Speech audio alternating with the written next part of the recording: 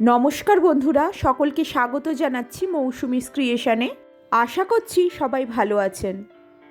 আজকে আমি সম্পূর্ণ নিরামিষভাবে তৈরি পুরভরা আলুর পরোটা তৈরি করে আপনাদের দেখাচ্ছি।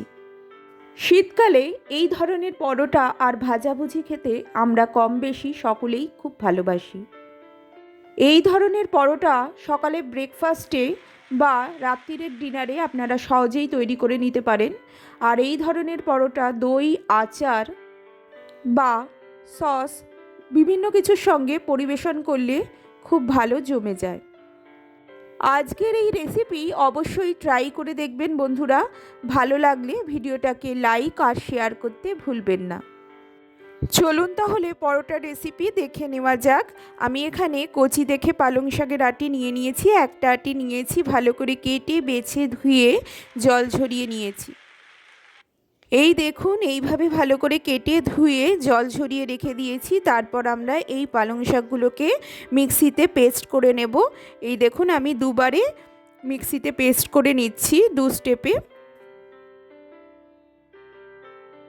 এরপর আলুর পরোটার জন্য আমি পুরটা তৈরি করে নেব। আমি এখানে আলু সেদ্ধ করে নিয়েছি। আমি এখানে 8-10টা আলু এইভাবে সেদ্ধ করে নিয়েছি, ম্যাশ করে নিচ্ছি আলুগুলোকে এইভাবে হাতা দিয়ে। আপনারা ম্যাশার দিয়ে বা হাত দিয়েও ম্যাশ করে নিতে পারেন। ভালোভাবে মেখে নিতে হবে আলুগুলোকে মিহি করে, খুব ভালোভাবে আলুগুলোকে মিহি করে মেখে নিতে হবে। এরপর গ্যাস ওভেন অন করে আমি কড়াই বসিয়ে দিলাম। কড়াইতে আমি সামান্য সর্ষের তেল নিয়েছি 2 টেবিল স্পুনের মতো। ফোড়ন হিসেবে আমি 1 টিস্পুন কালো জিরে দিয়েছি। একটা গোটা টমেটোকে এইভাবে গ্রেট করে দিয়ে দিয়েছি। সামান্য একটু জিরে গুঁড়ো দিচ্ছি 1 টিস্পুন, ধনে গুঁড়ো দিচ্ছি 1 টিস্পুন, লবণ দিচ্ছি স্বাদ অনুযায়ী 1 টিস্পুন, আর সামান্য একটু বিট লবণ দিচ্ছি। একটু আদা গুঁড়োর পাউডার দিচ্ছি 1 টিস্পুন, আর দিচ্ছি লঙ্কার গুঁড়ো 1 টিস্পুন। আপনারা চাইলে কাঁচা লঙ্কাও এখানে বেটে দিতে পারেন। আমি এখানে লঙ্কার গুঁড়ো ইউজ করছি। আমি এখানে আদার গুঁড়ো ইউজ করছি। আপনারা চাইলে কাঁচা আদাও অল্প একটু গ্রেট করে দিতে পারেন 1 ইঞ্চির মতো। সমস্ত মশলা দিয়ে ভালোভাবে এইভাবে কষিয়ে নিচ্ছি। তারপরে আমি সেদ্ধ করে রাখা মেখে রাখা আলুটা দিয়ে দেব। সেদ্ধ করে ম্যাশ করে মেখে রাখা আলুটা আমি দিয়ে দিচ্ছি। দিয়ে ভালো করে কড়াইতে নাড়াচাড়া করে নিচ্ছি একটু। আলু সেদ্ধ থেকে যেন জলটা শুকিয়ে যায়, এইভাবে 2-3 মিনিট একটু নাড়াচাড়া করে নিতে হবে। এই দেখুন 2-4 মিনিট এইভাবে নাড়াচাড়া করলেই আমাদের আলু একদম শুকনো শুকনো মাখা মাখা হয়ে এসছে। পুরটা একটু শুকনো হলে দিতে সুবিধা হবে, জল থাকলে খুবই অসুবিধা হয়। সেই জন্য একটু কড়ায় নাড়াচাড়া করে নিতে হবে। আলু থেকে জলটা ভালোভাবে শুকিয়ে এলে তারপরে আমি এখানে দিয়ে দিচ্ছি একটু গোলমরিচের গুঁড়ো। আমি এখানে 1 টিস্পুন গোলমরিচের গুঁড়ো ইউজ করছি। আপনারা চাইলে একটু বেশি বা কম দিতে পারেন, আপনারা যে যেরকম ঝাল খান। তবে আলুর পরোটা একটু ঝাল ঝাল হলে খেতে টেস্ট হয়। নামানোর ঠিক আগে অল্প সামান্য ম্যাগি মশলা ছড়িয়ে দিচ্ছি। 5 টাকার প্যাকেটটা পুরো দেবার দরকার নেই, অল্প একটু দিলেই হবে। তারপর আমি ঠিক নামানোর আগে আমি দিয়ে দেব গ্রেট করে রাখা পনির। আমি এইভাবে একটা পনির নিয়ে নিয়েছি, মোটামুটি 100 গ্রামের মতো পনির নিয়েছি, খুব বেশি নিইনি। আমি এখানে গ্রেট করে এইভাবে ছড়িয়ে দিচ্ছি। দিয়ে 2-4 মিনিট নাড়িয়ে নিয়ে তারপর আমি আলুর পুরটা তৈরি করে নিচ্ছি। আমি এখানে পনিরটা দিয়েছি, সেই জন্য টেস্টটা একটু বাড়বে। আপনারা চাইলে পনিরটা নাও দিতে পারেন। আমি টেস্টটা বাড়ার জন্য পনিরটা এখানে ইউজ করছি। আপনারা চাইলে পনিরটা স্কিপ করে যেতে পারেন, পনিরটা না দিলেও হবে, অপশনাল। আমি এখানে পনিরটা দিয়ে ভালো করে একটু নাড়াচাড়া করে নিচ্ছি 2-4 মিনিট। 2-4 মিনিট এইভাবে একটু নাড়াচাড়া করে নিলে, সমস্ত মশলার সঙ্গে এইভাবে মাখিয়ে নিলে আমাদের আলুর পুর একদম রেডি।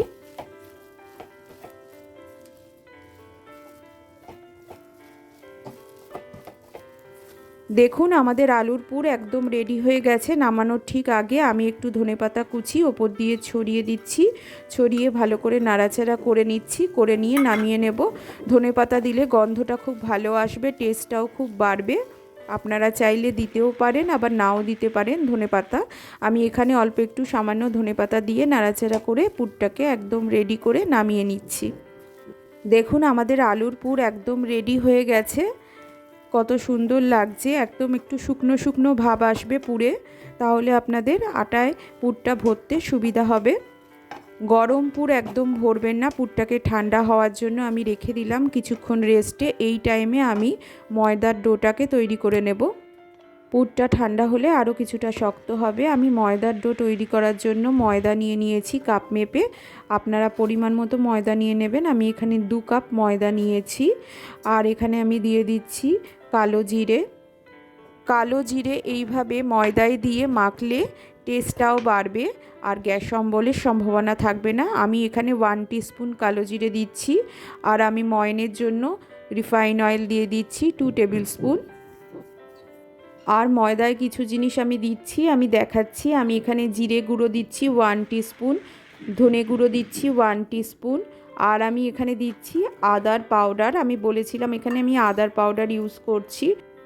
এক্ষেত্রে জিঞ্জার পাউডার ইউজ করাই ভালো, কাঁচা আদা দিলে কাঁচা আদার গন্ধ ছাড়বে। আপনারা যে কোনো দোকানে জিঞ্জার পাউডার পেয়ে যাবেন।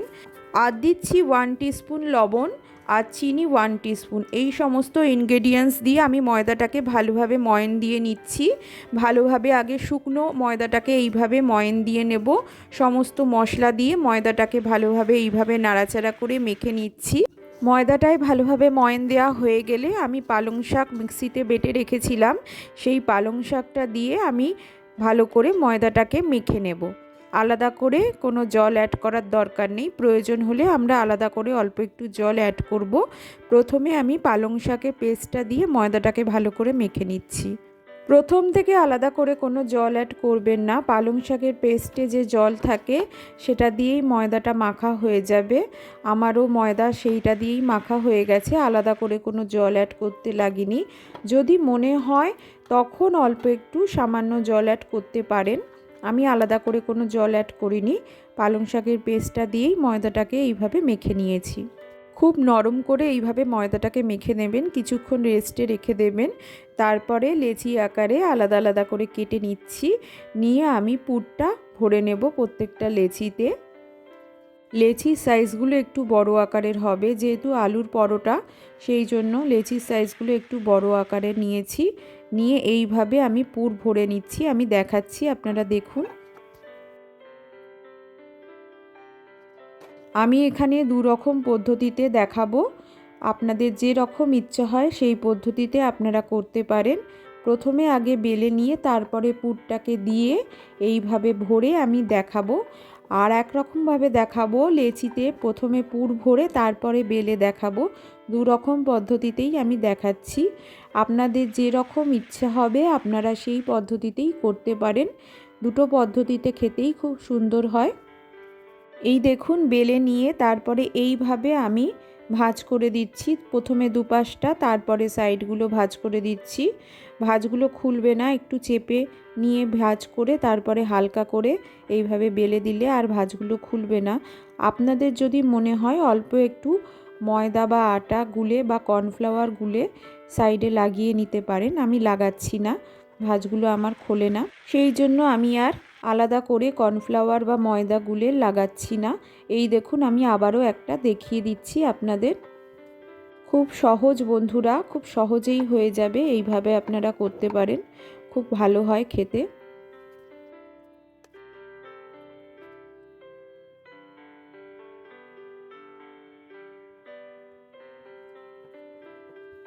ভাবে আমার বেশ কটা পরোটা বেলা হয়ে গেছে, এবার আমি ছেঁকে নেব।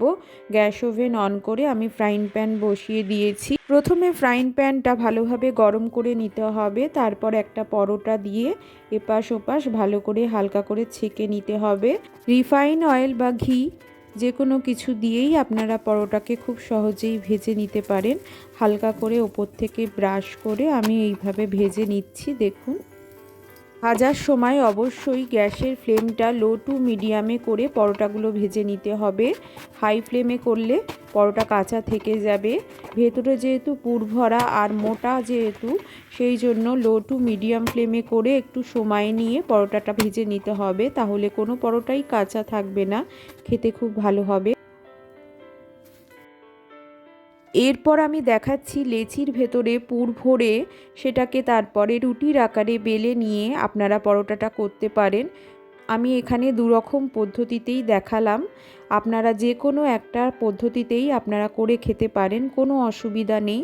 দুরকম পদ্ধতিতেই খেতে খুব ভালো এবং সুস্বাদু হয়। এই দেখুন আমি দেখাচ্ছি। এক্ষেত্রে লেচিগুলো সাইজে একটু বড় এবং মোটা নিতে হবে, তারপরে তাতে পুর ভরে বেলতে সুবিধা হবে, পুর বেরিয়ে যাওয়ার সম্ভাবনা থাকবে না বা ফেটে যাওয়ার সম্ভাবনা থাকবে না।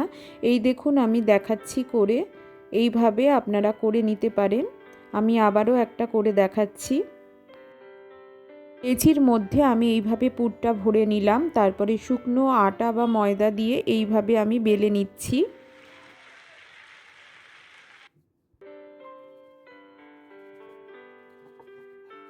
আমার বেশ কটা পরোটা বেলা হয়ে গেছে, এবার আমি ছেঁকে নেব। ফ্রাইং প্যানটা প্রথমে ভালোভাবে গরম করে নেব, তারপরে পরোটাটা এপাশ ওপাশ ভালো করে হালকা করে ভেজে নিয়ে ঘি অথবা রিফাইন অয়েল দিয়ে হালকাভাবে এপাশ ওপাশ ব্রাশ করে আমাদের পরোটাটাকে ভেজে নিতে হবে। একটু লাল লাল করে পরোটাটাকে ভাজবেন, না হলে কাঁচা থেকে যাবে।